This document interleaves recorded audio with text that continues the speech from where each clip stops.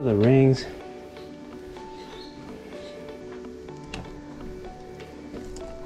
I'll take care of bouquet. They're not real, so you're not messing them up. What's this? This is nothing?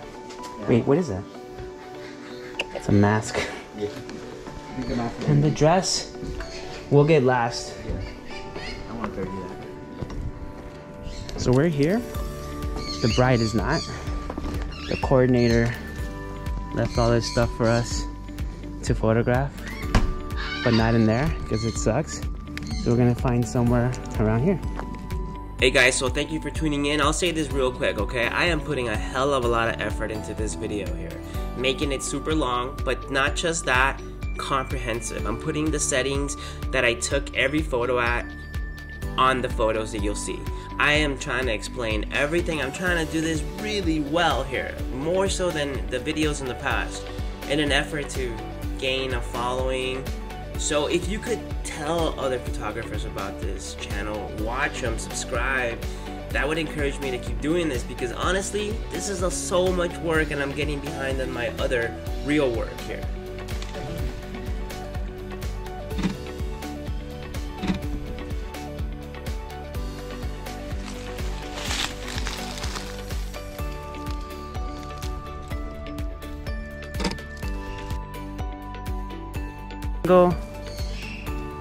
It's just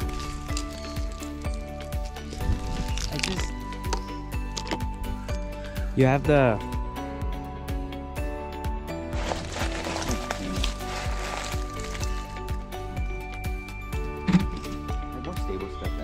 what else could you have done differently or better? Definitely that.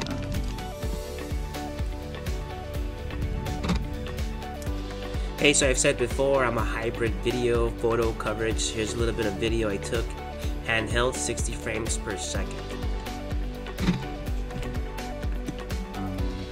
Lighting, better lighting. I love using the 50mm Sylmar art lens for all the detail shots and just about anything else.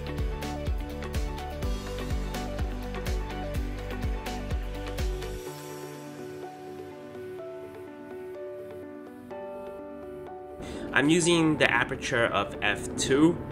Why? Because I want it to be a shallow depth of field. And so these videos, they're supposed to be instructional videos for other photographers that maybe are looking to get into wedding photography. So I'm gonna mention a few things that I've learned from teaching others. All your settings need to be dialed in with a purpose. You can't just be used to something. You can't say, I was used to using this setting. A photographer I know, which is really great, said that to me once, and so I look at that and I think, no, there has to be a purpose to everything you do. Every setting you put on your camera has to have a reason why. I start with the aperture. I want it to be a shallow depth of field, so I'll put it as f2. Why not f1.4? That's just subjective, but I wanted it to be a shallow depth of field. After that, I set my ISOs to the lowest possible, which in this case would have been 100, but what I did 125, I don't know. It was a mistake maybe. I could have done it 25 lower, right, on the ISO, but it looks great. There's no grain at 125. The next thing I set is the shutter speed. I get all those dialed in, I get the photos you see. What I want from you, okay? First, let me set up. Alright, look at me. Smile. Okay, so I like this shot, looking down on her, get her, you know, lashes, but that's not a good spot. There's steps behind there. No, it just doesn't work. I didn't get any behind the scenes coverage for this, but I had her sit somewhere else, and I get this nice pleasing background in these shots, and I really like these shots. Almost. It's not possible to hide every car. Okay, so this is virtually, actually the only spot I could think of to hang this dress. There's nowhere else to hang it. There's dirt everywhere. The only other place that it would be hung that wouldn't get dirty would be inside these trailers that they were in, which were dark and small. It wouldn't work. There's cars behind. I'm trying to figure out what to do. So I set my settings to a really shallow depth of field, trying to blur out the background, hide cars. That car's dark and it's behind all these leaves, so Yeah, kind of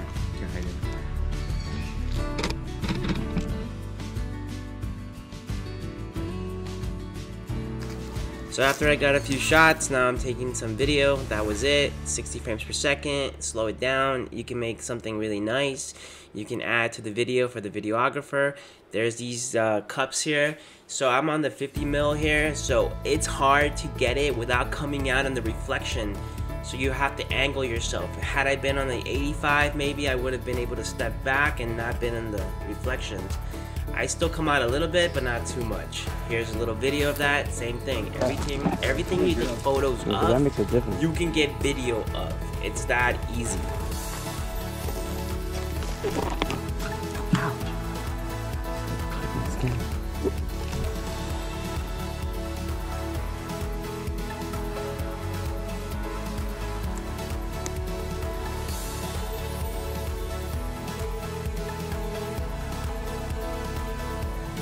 These are a quick few shots that I took that I don't have behind the scenes for. There's a lot more photos, but here's a few just to show you what you missed. Good tiempo.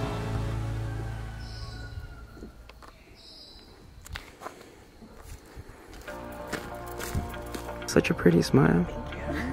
It's like your lipstick like pops. Yeah? Yeah. So like I keep saying, everything you take photos of, take video of. It's super easy, I think. Depending on which camera you've got, it's super easy on the Nikons. I don't know about the other cameras. I should check. Although I only have a Fuji to check on. Maybe you guys can check and let me know. How easy is it to switch from video to photos? Got it. Okay, so hold your bouquet with two hands. Just kind of look at me. Just like that. Yeah.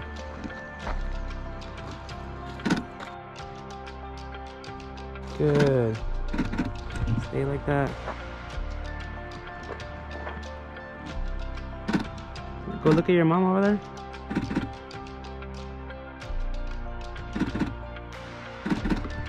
And then when I tell you to, you're gonna look at me, okay? 1, 2, 3, go for it. Look at me, smile. Look at your flowers. 1, 2, 3, go for it. Look at me, smile. Look at your flowers. Perfect. Perfect. Stay like that.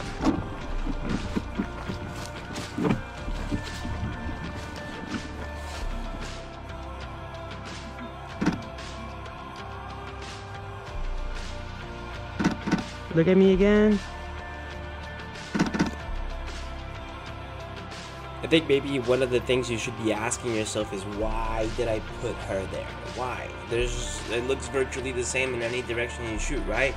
The reason I chose to put her there was because the background was pleasing, sure, like every other spot that I would put her in, but the sun is actually behind her even though it's overcast. I only had her there for a few shots though, because then I quickly realized maybe this is a better shot. You see, still facing this way with the sun behind her. So here we are, the sun's still behind her. I'm having her hold her bouquets. I'm trying to get as many photos of her as possible, but she wants photos with everybody that's here. You know what? Look down at your flowers. Of course. I put all the beautiful people there. Stay like that. Just one more, okay?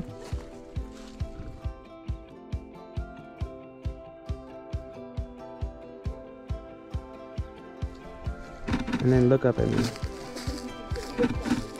Perfect. Man, those are nice. Let me do a little more. Good.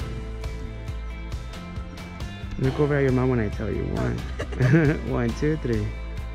Perfect. Smile at her. Be like, look how pretty you made me. Good. Look over at your mom when I tell you. 1, 1, 2, 3.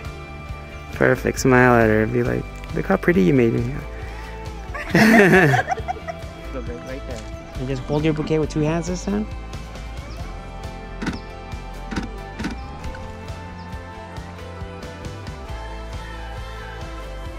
Yeah.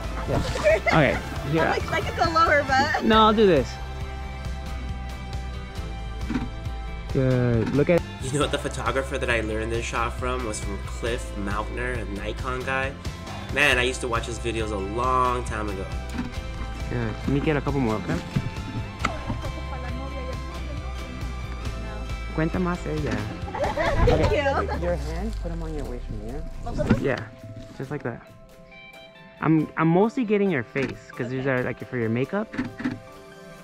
Okay, hands, head down, eyes down. Let me get your eyelashes. Like this? Yeah. Like, you have to hide your back to the wall. Was I supposed to get up my belt? Because your veil's long, right? Yeah. It's gonna get dirty right Okay. now, so we can get some shots of you putting it on afterwards. Oh, okay. Look down, and then look at me and smile. Perfect. Look down, and then look at me and smile. Perfect. Perfect. So these are a few other shots I took.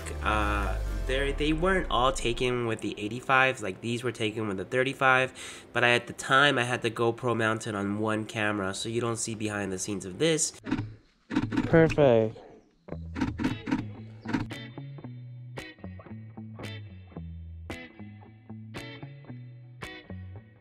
Mom had some ideas that she wanted to do, like kiss her daughter, which I said cool, but don't ruin her makeup. So the actual photo didn't really turn out really nice, just because, you know, she's not actually kissing her, so it looks kind of weird. But hey, if somebody has requests for me, I take them, and I do them. See, that doesn't look great. Okay. Thank you, guys. Give me a sec. Let me check it real quick. Okay, perfect. Mira para acá. Conmigo, okay? Con la mano en la cadera. Good. Stay like that.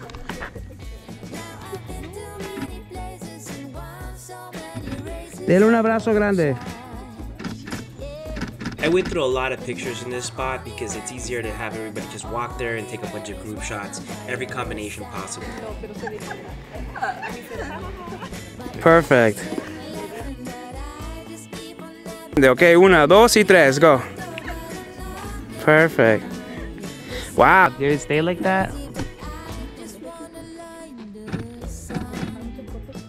I didn't get every possible combination on BTS because, you know, I want you to watch, and this is kind of boring if it's over and over the same shots. Here, you can see I kind of changed directions just to change it up, get some more variety with the backgrounds.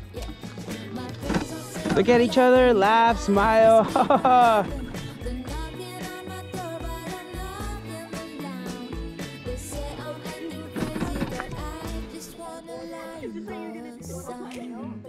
Go for a big hug, guys.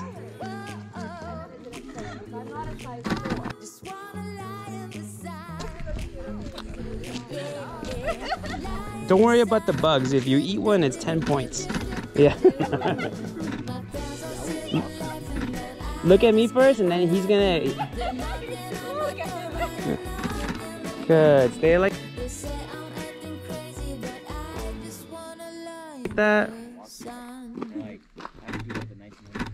And one more, okay? Yeah, remember when I say one more, I mean like 20 more.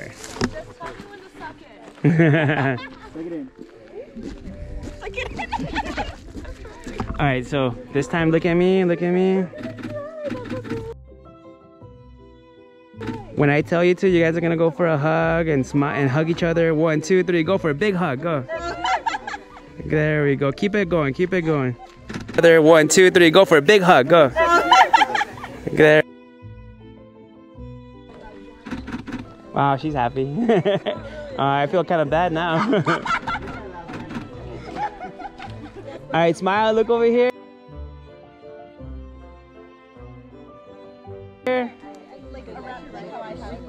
Bring your bouquet a little higher. There we go.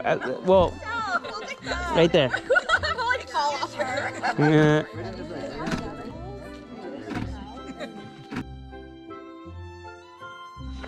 Is that bouquet?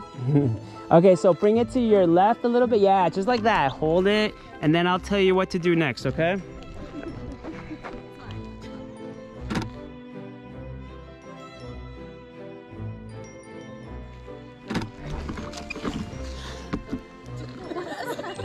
All right, look back to your left shoulder. Just bring it back, yeah, a little bit like that. And then do it a little bit more. Just turn your torso and relax that shoulder a little bit. There we go, see? Keep it. And then chin up a little bit, yeah.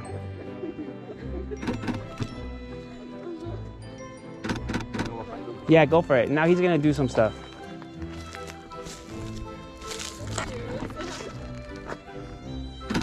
And then turn your torso a little bit more, just a little bit more. There we go. Show us that chin up a little bit.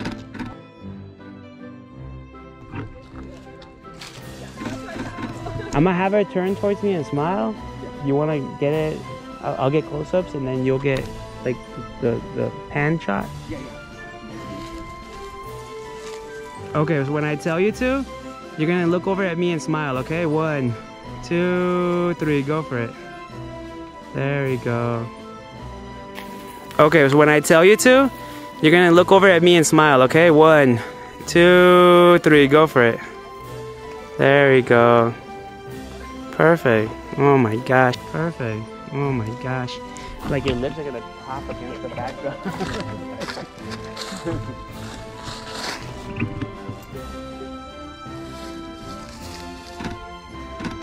And then chin up more, and look over at mom, and look back at me a little bit.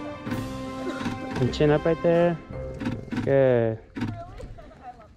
Dang, you're nice. You know what? Hold it there. Let me get a close up with you.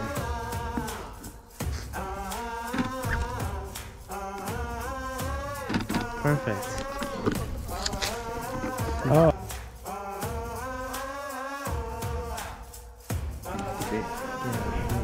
So Andy is doing the video today, even though he's an amazing photographer. He is the only person I trust, guys. Right here. Hold on. We're at the Reptacular Ranch. I'm using my 70-200, and I have the 35 on here. So right here, you're probably wondering, what the hell?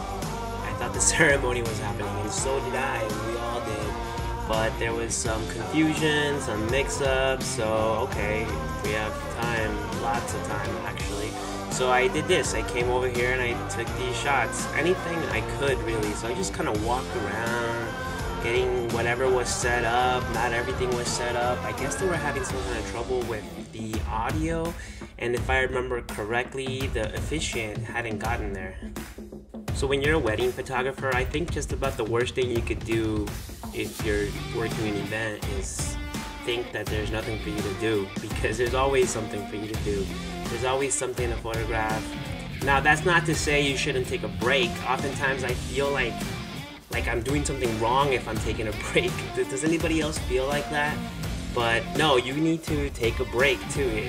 You can't sit there or stand there for 8 hours, right? 10 hours. I do that all the time and it sucks. You need to sit down. So as you can see through my settings that I'm putting on every photo that you see on screen, the light here was pretty consistent throughout. If it deviates, if it changes, it's because maybe I messed up a little bit, but ultimately it didn't matter. The photo wasn't like exposed incorrectly. But there were some things that maybe you could do a little differently. Like for example, there's a photo coming up where I had the ISO about 1000. Now I didn't need to have it at 1000, you see? I could have easily upped the shutter speed instead of the ISO. That's our microphone. So part of the reason the ceremony was delayed were they were having audio issues. I ended up letting them borrow my shotgun microphone for the ceremony. That's never happened before. So they're walking down this long path, and I'm going to show you some of the photos, some of the videos that I took. Obviously not all of them, not nearly all of them, or else you'd be here for a couple hours. As it is, this video is already going to be over 30 minutes long, and it's only half the wedding. So you can see, look, it's totally possible to be able to do photos and video. I just did a little video and photos there. You can see the settings. I have a dedicated video guy today, Andy, who's actually my main photographer, but he was helping me out today. doing video. So why am I doing video?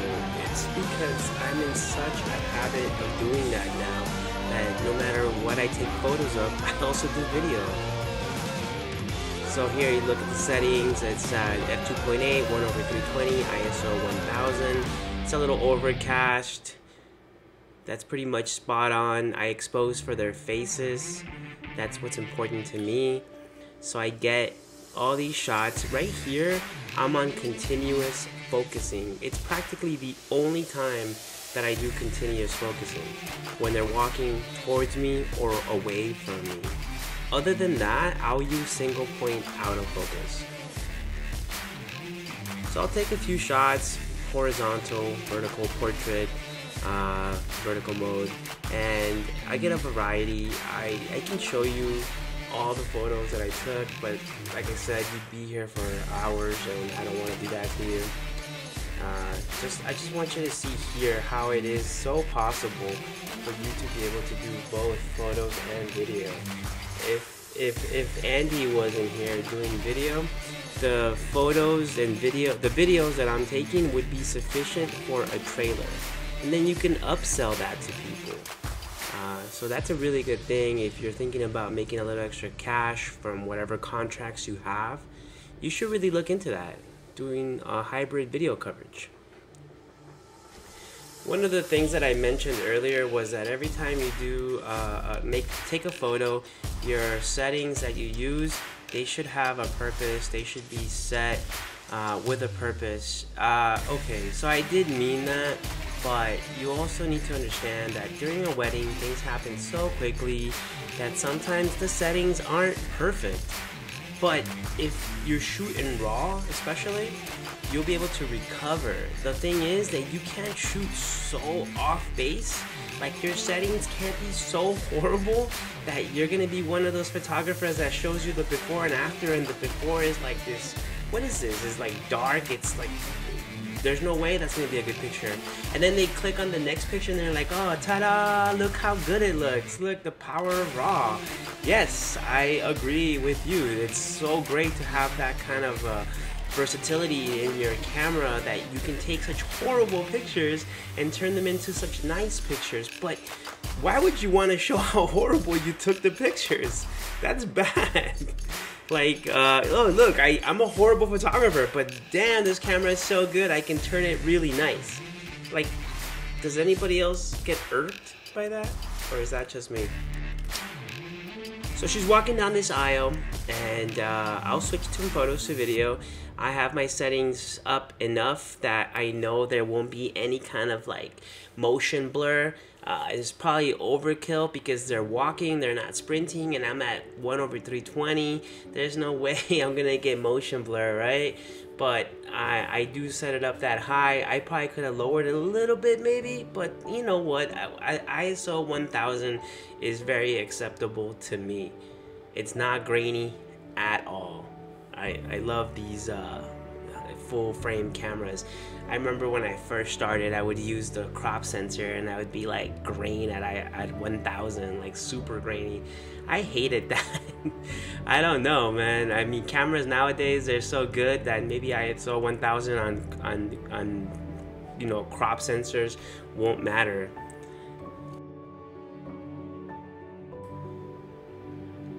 You should also know that here I'm doing photos and video again, so I don't stop and just like take little snippets. Sometimes I'll do long clips like this and just zoom into the things that I want to record. As long as you record it for a few seconds and then you can slow it down, you should be fine, see? Like just a few seconds pointing there, make sure your composition's good, let it stay there, single point autofocus, focus on the subject you want to focus on, and then just let it sit there for a little bit. Continue to do that, and then in the end you'll get so much coverage of everything that's happening. Oh, also I wanted to mention, I have the GoPro on my camera, my main camera, which is always going to be, not always, in this case, because there's so much space, it's gonna be my camera that has the telephoto lens, or the lens with the longest reach, right? The 85mm, the 70-200. So I have the GoPro on this and not the other one. So what you're seeing here, all these photos, is the majority of the photos that I took, but I'm trying to intersperse some of the other photos I took with the 35mm. Sometimes I forget to go back and like put those in there. So at the end of this video, I'm gonna show you all the photos I took with the other camera, the one that's not the dominant one. So you can see the diversity that I took. I took so many more with my primary camera, which I put to my right because I'm a righty. But I'm not gonna show you all those because I took so many.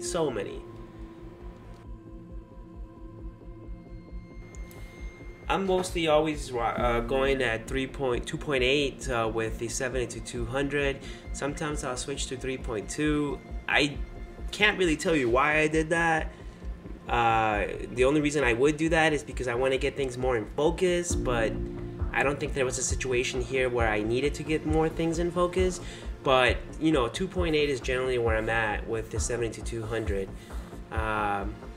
I try to get a variety of photos like that, then some of the groomsmen, video of everybody.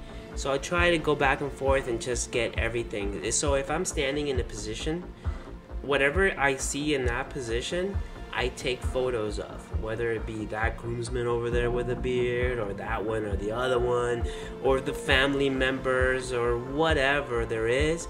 I try and take photos of everybody within my line of sight to whatever position I'm standing in. Maybe that's overkill, right? Because that's a lot of pictures. But this, and especially in this situation, all this is the same, like it's overcast. It's the easiest situation there is. Here, I don't have to keep changing my shutter speed and my ISO, because it's really like a big blanket, a big softbox over everybody, where every situation, every photo would be the same settings. And when that happens, that's awesome, because you literally can go and take pictures of everybody in every direction and it's all the same settings. So I definitely take advantage of that, and I get them a lot of pictures. I think somebody would ask, well, even though you can take a lot of pictures because it's super easy, because it's overcast, do you need to or do you want to? I'm like, no, you don't need to. Yes, I want to. Every situation, maybe there's a little laugh, a smile, a smirk, something different.